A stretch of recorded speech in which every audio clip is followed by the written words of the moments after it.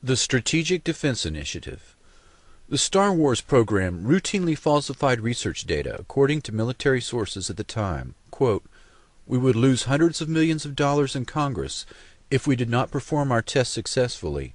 We put a beacon with a certain frequency on the target vehicle. On the interceptor we had a receiver. The hit looked beautiful, so Congress did not ask questions." The very idea of Star Wars, an umbrella that would shield America from Soviet nuclear warheads, was itself a massive deception. No knowledgeable scientist thought for a minute such a shield was feasible, yet the Pentagon proceeded with this fraud and faked other tests in 1990 and 1991 after the Soviet threat had disappeared. Edward Teller was charged with falsifying test data on Super Excalibur, a nuclear-powered X-ray laser built by Lawrence Livermore Laboratory. The project was canceled in 1992. All the talk about death rays and charged particle beams was little more than an elaborate smokescreen designed to hide the fact that the U.S. was developing a directed energy weapon that uses a high-power microwave pulse. Livermore Labs has been a central participant in SDI since 1982, when Edward Teller, the lab's founder, suggested SDI to Reagan. The father of the H-bomb received 40,000 shares of a laser research company that later defrauded its investors. Dr. Teller tried to sell Alaska on Project Plowshare, the use of 6 thermonuclear weapons to excavate a harbor at Cape Thompson, Alaska. In 1987, Teller returned to Alaska to propose the installation of a laser-like weapon system on the north slope of Alaska. The weapon system Teller was trying to sell was classified and not openly discussed, but the presentations indicated this Star Wars weapon was in fact HAARP. In 1995, Congress killed funding for Star Wars, but HAARP continues as the ultimate SDI radio frequency radiation weapon. The Reagan administration intensified the push into electromagnetic weapons development under Project Sleeping Beauty. A scientist working for the Army's Ballistic Defense Command complained to the House Government Operations Committee that as much as half of the entire SDI budget had disappeared into classified projects. Suddenly there was a threat to this world from some other species, from another planet, outside in the universe. We'd forget all the little local differences that we have between our countries. Perhaps we need some outside universal threat to make us recognize this common bound. I occasionally think how quickly our differences worldwide would vanish if we were facing an alien threat. High-Frequency Active Auroral Research Project, HAARP. 30 miles from Fairbanks, Alaska, is the real focus of anti-missile defense that SDI was purported to be, and much more. The public patent was titled "A Method and Apparatus for Altering a Region of the Earth's Atmosphere, Ionosphere, and Magnetosphere." Dr. Bernard Eastland, a physicist who holds a patent for the fusion torch, and also holds a dozen others related to HAARP that were eventually purchased by E-Systems and Raytheon. Patent number 4686605 claims the following uses: cause total disruption of all forms of communications over a very large portion of the Earth, missile or aircraft destruction, deflection, or confusion, weather modification, by altering solar absorption, also altering composition of the atmosphere.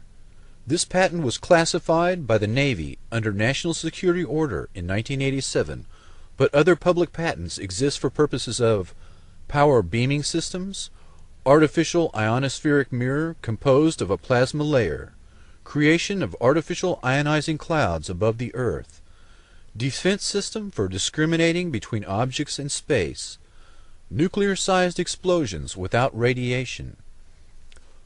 HAARP is described as a research instrument for studying the ionosphere, an ionospheric heater, or IRI, of which many exist, but HAARP is special.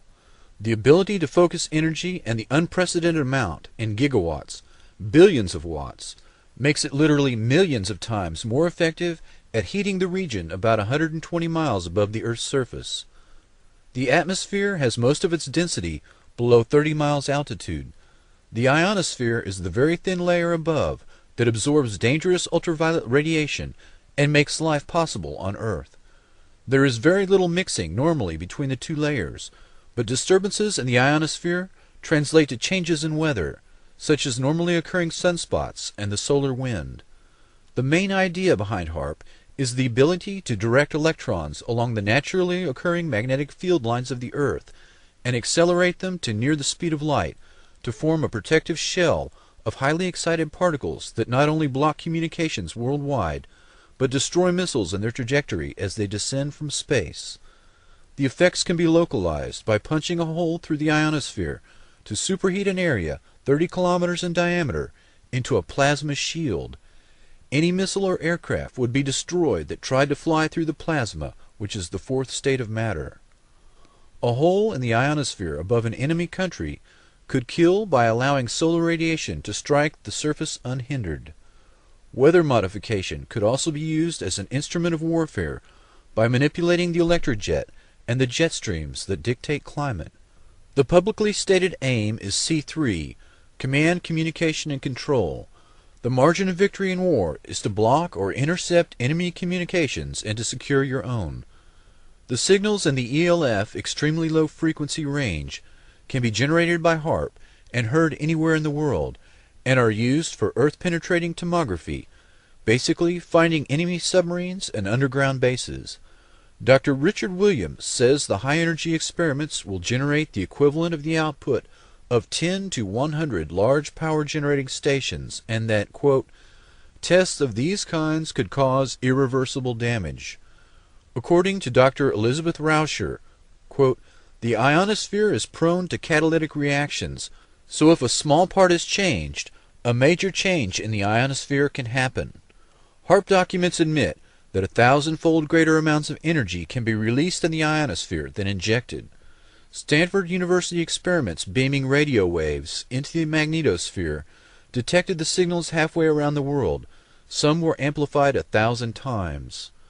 David Yarrow states, quote, Earth's axial spin means that a burst lasting more than a few minutes will slice through the ionosphere like a microwave knife, producing not a hole, but a long tear and incision.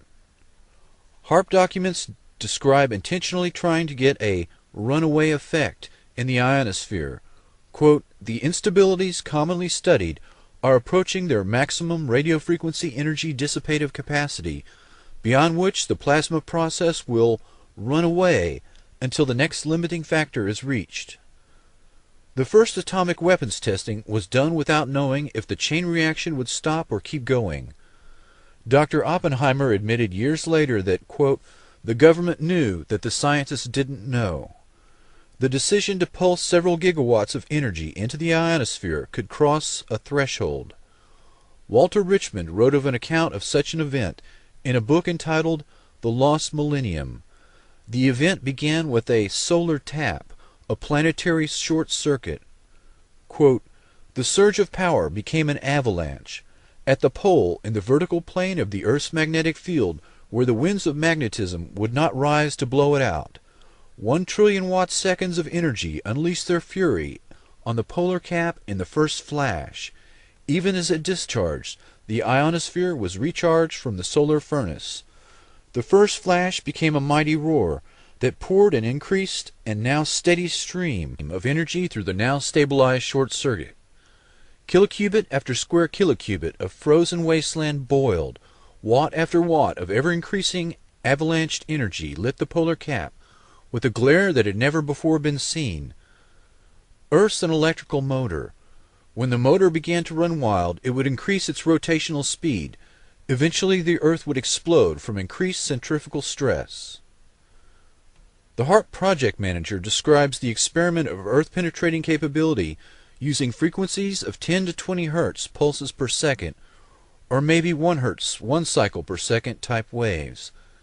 This range of frequencies are the same dominant frequencies within which the human brain normally operates. The military, particularly the Navy and Air Force, have extensive research on the negative effects of extremely low-frequency radiation. These effects have been well documented, but the government easily deflects public concern by playing down the effects and minimizing the risks. This is the same method used for other military systems, including nuclear weapons tests, LSD experiments, and radiation experiments, all carried out on unknowing subjects under the guise of national security. The environmental impact statement has been falsified as to the true nature of the weapon system, its capabilities, and its possible fallout.